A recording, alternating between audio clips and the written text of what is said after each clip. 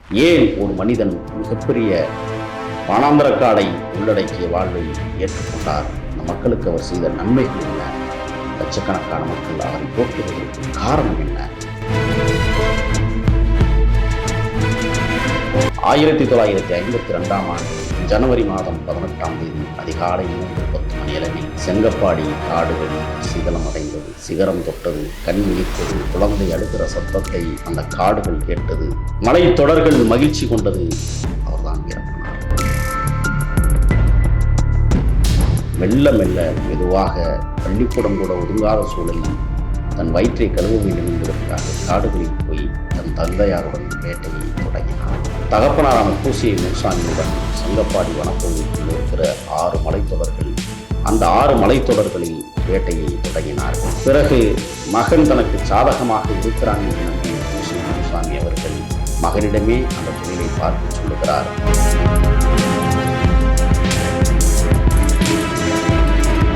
அதற்கு முன்பு வரை ஊரிலே சுற்றித் திரிந்தார். கபடி விளையாடச் செல்லுவார், கிட்டிப்புள் விளையாடச் செல்லுவார். இப்படித்தான் தன்னுடைய நெருங்கிய பாலிய நண்பராக இருந்த டிபி பெருமாளுடன் இணைந்து பல்வேறு ஊர்களுக்கு கச்சேரிகள் பார்க்க செல்வார், திரைப்படங்களை பார்க்க செல்வார். இப்படி போயிருந்த காலகட்டத்தில் தான் 17வது வயதில் மிகப்பெரிய வேட்டையாடுதல் தன்மையை உருவாக்கி கொண்ட வீரப்பனார் அவர்கள் அதிரடி தாக்குதலை தொடுக்கிறார். அதற்கு முன்னால் மலையூர்மம்பட்டியானை காட்டி கொடுத்த கருப்பன் அவர்களுடைய தம்பி பரமசிவத்தை ஒரு மாடு விற்பனை விஷயத்தில் தன் சொந்த நண்பனுக்காக நண்பனுடைய தம்பியை படுகொலை செய்கிறார். அதான் முதல் படுகொலை.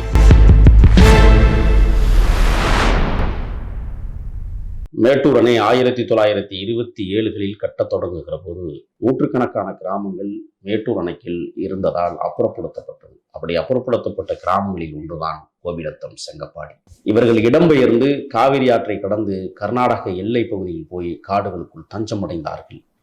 அப்படி தஞ்சமடைந்த குடும்பங்களில் ஒன்றுதான் கூசியை முனுசாமி குடும்பம். அந்த கூசியை முனுசாமி அவர்களுடைய தகப்பனார் அங்கே போய் நிலங்களை சரி செய்து அந்த நிலங்களை பக்குவப்படுத்தி ஓட்ட ஆரம்பித்தார். அவர்களுக்கு தொழில் ஒரு காலத்தில் மீன் வேட்டையாடுதலாக இருந்தது. ஆனால் பிறகு இடம்பெயர்ந்து காடுகளுக்குள் பயணிக்கிற போது காடுகளில் இருக்கிற சிறு சிறு விலங்குகளை வேட்டையாடி அதன் மூலமாக தன் வயிற்றை கழுவிய வரலாறு தான் மிகப்பெரியது. 1952ஆம் ஆண்டு ஜனவரி மாதம் 18ஆம் தேதி அதிகாலை 3:10 மணியளவில் செங்கப்பாடி காடுகள் சிதலமடைந்தது, சிகரம் தொட்டது, கண் விழித்தது, குழந்தை அழுகிற சத்தத்தை அந்த காடுகள் கேட்டது, மலை தொடர்கள் மகிழ்ச்சி கொண்டது. அவர்தான் வீரப்பனார். வீரப்பனாருக்கு அண்ணன் மாதையன், தம்பி அர்ச்சுனன், தங்கம்மாள், மாரியம்மாள் என்கிற அன்பு தங்கைகள். மாரியம்மாள் என்கிற தங்கை மீது அளவு கடந்த பாசம், பற்று. தன் தகப்பனார் காடுகளில் வேட்டையாடி கொண்டு வருகிற மாமிசங்களை எடுத்து கொண்டு போய் சிங்காபுரம், ஒகனேக்கல் வரை கொண்டு போய் விற்றுவிட்டு வருகிற வருமானத்தை வைத்து கொண்டு குடும்பத்தை நடத்தி கொண்டிருக்கிற போதுதான் தாசரி செட்டியார் என்கிற ஒருவருடைய நிலத்தை இவர்கள் கூலிக்கு, அதாவது வாடகைக்கு நிலத்தில் விவசாயம் செய்ய தொடங்கினார்கள். அங்குதான் பிரச்சனை தொடங்கியது. தாசரி செட்டியார் ஒரு கள்ளத்தனமான ஒரு மனைவியை சேர்த்து வைத்திருக்கிறார். அந்த கள்ளத்தனமான மனைவிக்கு சொந்தக்காரர்கள் தான் கோட்டையூர் பங்காளிகள். இப்படி தொடங்கிய அந்த போராட்ட வாழ்வுதான் வீரப்பனார் அவர்கள் மெல்ல மெல்ல மெதுவாக பள்ளிக்கூடம் கூட ஒதுங்காத சூழலில் தன் வயிற்றை கழுவ வேண்டும் என்பதற்காக காடுகளில் போய் தன் தந்தையாருடன் வேட்டையை தொடங்கினார்.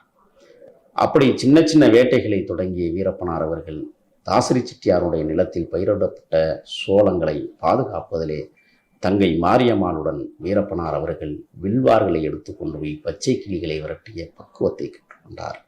அப்படித்தான் அவருடைய வாழ்வியல் தொடங்கியது. அப்படி தொடங்குகிற காலத்தில்தான் மேச்சேரியிலே 6 பேரை 1 மணி நேரத்தில் படுகொலை செய்த மலையூர் மம்பட்டியான் தலைமறைவாக இருந்த காலகட்டம் அது. மலையூர் மம்பட்டியான் கோபிநத்தம், செங்கப்பாடி கிராமங்களில் அப்படி கடந்து போகிற போது வீரப்பனார் பச்சை கிளி விரட்டி கொண்டிருந்த போதுதான் முதலாக மலையூர் மம்பட்டியானை சந்தித்ததாக என்னிடத்திலே பதிவு செய்தார். அப்படி தொடங்கிய அந்த வில்வார் குறிபார்த்து அடித்து கிளியை விரட்டுகிற அந்த பக்குவத்தை கற்றுக்கொண்ட வீரப்பனார் அவர்கள் பிறகு கன்னிகளை வைத்து முயல் பிடிக்கிற வேலையை தொடங்கினார். அதிலும் அவர் வெற்றி பெற்றார். அதற்கு பிறகு தந்தை கூசியை முனுசாமி அவர்கள் வைத்திருந்த கைத்துப்பாக்கி, அதாவது நாட்டு துப்பாக்கி என்று சொல்லுவார்கள். நமாச்சாரம், கருமருந்து, பாஸ்பரஸ் போன்ற வேதிப்பொருட்களை வைத்து தேங்காய் மஞ்சிகளை வைத்து அடைத்து அதிலே ஈயக்குண்டுகளை போட்டு வேட்டைக்கு செல்வதை வழக்கமாக வைத்திருந்தார்கள். பேரல் துப்பாக்கி என்றும் ஒற்றைக்குழல் துப்பாக்கி என்றும் அதற்கு பெயர் பெற்றது. வீரப்பனார் அவர்கள் சிறு சிறு வேட்டைகளை ஆடிய காலகட்டத்தில் தான் தந்தையார் மான் வேட்டைக்கு சென்றார். தானும் மான் வேட்டைக்கு செல்ல வேண்டும் என்று ஆசைப்பட்ட வீரப்பனார் அவர்கள் தகப்பனாரான பூசியை முனுசாமியுடன் செங்கப்பாடி வனப்பகுதிக்குள் இருக்கிற 6 மலைத்தொடர்கள், அந்த 6 மலைத்தொடர்களில் வேட்டையை தொடங்கினார்கள். பிறகு மகன் தனக்கு சாதகமாக இருக்கிறான் என்று நம்பிய பூசியை முனுசாமி அவர்கள் மகனிடமே அந்த தொழிலை பார்க்க சொல்லுகிறார். அந்த காலகட்டத்தில் மூத்தவரான மாதையன் விவசாயத்தை செய்து கொண்டிருந்தார். இளையவர் அர்ஜுனன் விவசாயத்திற்கு உதவியாக இருந்தார். விளையக்கூடிய பொருட்களை ஒகனேக்கலிலும் மாதேஸ்வரன் மலையிலும் ஒடுக்காப்பள்ளங்களிலும் ஏன் சாம்ராஜ் நகர் வரை கொண்டு போய் விற்றுவிட்டு வருகிற பக்குவத்தையும், கிழக்கு புறத்தில் பார்த்தால் கோவிந்தப்பாடி, குளத்தூர், மேட்டூர் பகுதி, சேலம் வரை கொண்டு வந்து தானியங்களை விற்றுவிட்டு வயிற்று பழப்பி ஓட்டிய அந்த குடும்பம், தங்கம்மா, மாரியம்மா போன்றோர்களை வளர்த்து ஆளாக்கிய பெருமை. தங்கம்மாளை உள்ளூருக்குள்ளேயே திருமணம் செய்து கொடுத்தார்கள். மாரியம்மாளை ஒகனேக்கலுக்கு பக்கத்திலே ஒரு கிராமத்தில் தன்னுடைய சொந்த அத்தை மகனான அர்ஜுனனுக்கு திருமணம் செய்து கொடுத்தார்கள். இப்படித்தான் அவருடைய வாழ்வை தொடங்கியது. ஆனால் 17வது வயதில், அதற்கு முன்பு வரை ஊரிலே சுற்றித் திரிந்தார். கபடி விளையாடச் செல்லுவார், கிட்டிப்புள் விளையாடச் செல்லுவார். இப்படித்தான் தன்னுடைய நெருங்கிய பாலிய நண்பராக இருந்த டிபி பெருமாளுடன் இணைந்து பல்வேறு ஊர்களுக்கு கச்சேரிகள் பார்க்க செல்வார், திரைப்படங்களை பார்க்க செல்வார். இப்படி போயிருந்த காலகட்டத்தில் தான் 17வது வயதில் மிகப்பெரிய வேட்டையாடுதல் தன்மையை உருவாக்கி கொண்ட வீரப்பனார் அவர்கள் மான் வேட்டைக்கு பக்கபலமாக தாசரி செட்டியாரின் கள்ளக்காதலியுடைய பிள்ளைகளாக இருந்த தனவாளு போன்ற அந்த வகையராக்களை தன்னுடன் இணைத்து கொண்டு காடுகளில் வேட்டையாடத் தொடங்கினார். அப்படி வேட்டையாட தொடங்குகிற போதுதான் தொடைக்கிரியை ஒவ்வொரு வேட்டையிலும் வீரப்பனார் எடுத்துச் செல்வதை வழக்கமாக வைத்திருந்தார். உடம்பு கரியை கோட்டையூர் பங்காளிகள் பிரித்து எடுத்துச் செல்வார்கள். ஆனால் உள்ளூர் வாசிகள் சில பேர் தூண்டுதலின் பேரில் தொடைக்கரியை மட்டுமே எடுத்துச் செல்கிற வீரப்பனாரை நீங்கள் எப்படி விட்டு வைக்கிறீர்கள் என்று அவர்களை உசிப்பேற்றினார்கள். அந்த காலகட்டத்தில் அன்னூர் தொகுதியில் தேர்தல் நடைபெறுகிறது, கர்நாடக மாநிலம். அங்கே ராஜுகவுடா என்பவர் காங்கிரஸ் சார்பிலும் ஐக்கிய ஜனதா தளத்தின் சார்பிலே நாகப்பா அவர்களும் போட்டியிடுகிறார்கள். அப்பொழுது ராஜுகவுடாவுக்கு ஆதரவாக வீரப்பனார் அவர்கள் அங்கே இருக்கிற கிட்டத்தட்ட 80 கிராமங்களுக்கும் சென்று வாக்குகளை சேகரித்து ராஜுகவுடாவை அமோக வெற்றி பெற வைக்கிறார்கள். இதில் ஆத்திரமடைந்த ஐக்கிய ஜனதாதளம் கட்சியினுடைய வேட்பாளர் நாகப்பா அவர்கள் அன்றைக்கு டிஎஃப்ஓவாக இருந்த ஸ்ரீனிவாஸ் என்பவரிடத்திலே துப்பாக்கிகளை கொடுத்து என்னை தோற்கடித்த வீரப்பனாரை எப்படியாவது கொன்று விடுங்கள் என்று உத்தரவிடுகிறார். உடனடியாக டிஎஃப்ஓ சீனிவாசன் கோட்டையூர் பங்காளி வகையராக்களை அணுகி அங்கே இருக்கிறவர்களை எப்படியாவது தன் வழிக்கு கொண்டு வந்து வீரப்பனாரை வதம் செய்ய வேண்டும் என்று கங்கணம் கட்டினார்கள். அந்த வகையில் செங்கப்பாடிக்கு அருகிலே இருக்கிற கல்லட்டி என்கிற இடத்திலே வீரப்பனார் அவர்கள் அதிரடி தாக்குதலை தொடுக்கிறார். அதற்கு முன்னால் மலையுருமம்பட்டியானை காட்டி கொடுத்த கருப்பன் அவர்களுடைய தம்பி பரமசிவத்தை ஒரு மாடு விற்பனை விஷயத்தில் தன் சொந்த நண்பனுக்காக நண்பனுடைய தம்பியை படுகொலை செய்கிறார். அதான் முதல் படுகொலை பரமசிவம். அடுத்ததாக 2வது படுகொலைகள் கோட்டையூர் வகையராக்களான தங்கவேலு, மாதையன் வகையராக்கள்.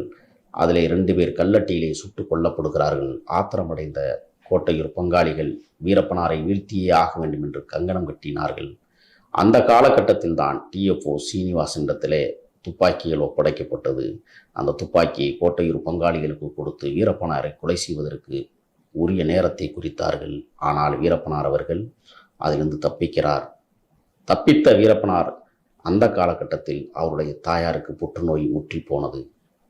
இதை பயன்படுத்தி கொண்ட எதிராளிகள் வீரப்பனாரை எப்படியாவது வதம் செய்ய வேண்டும் என்று கங்கணம் கட்டி கொண்டு அலைந்தார்கள்.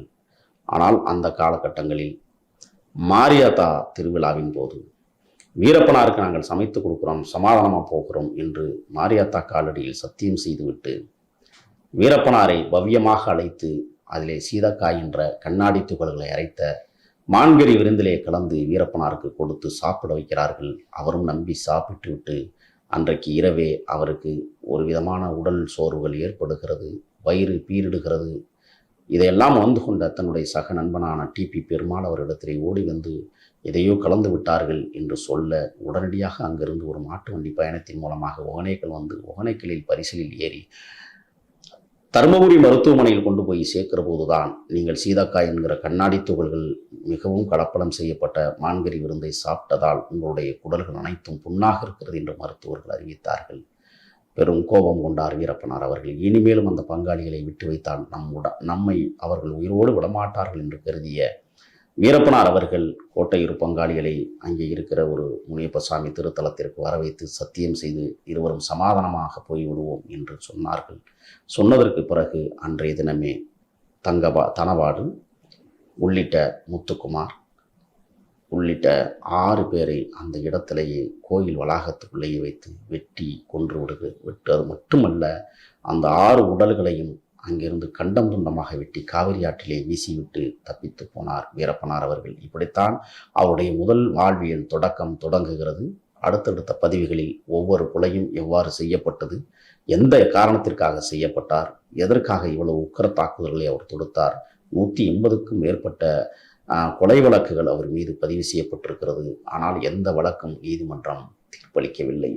ஏன் ஒரு மனிதன் மிகப்பெரிய வானாந்தரக்காடை உள்ளடக்கிய வாழ்வை ஏற்றுக்கொண்டார்? இந்த மக்களுக்கு அவர் செய்த நன்மைகள் என்ன?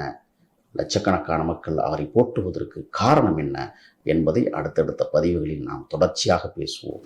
நன்றி.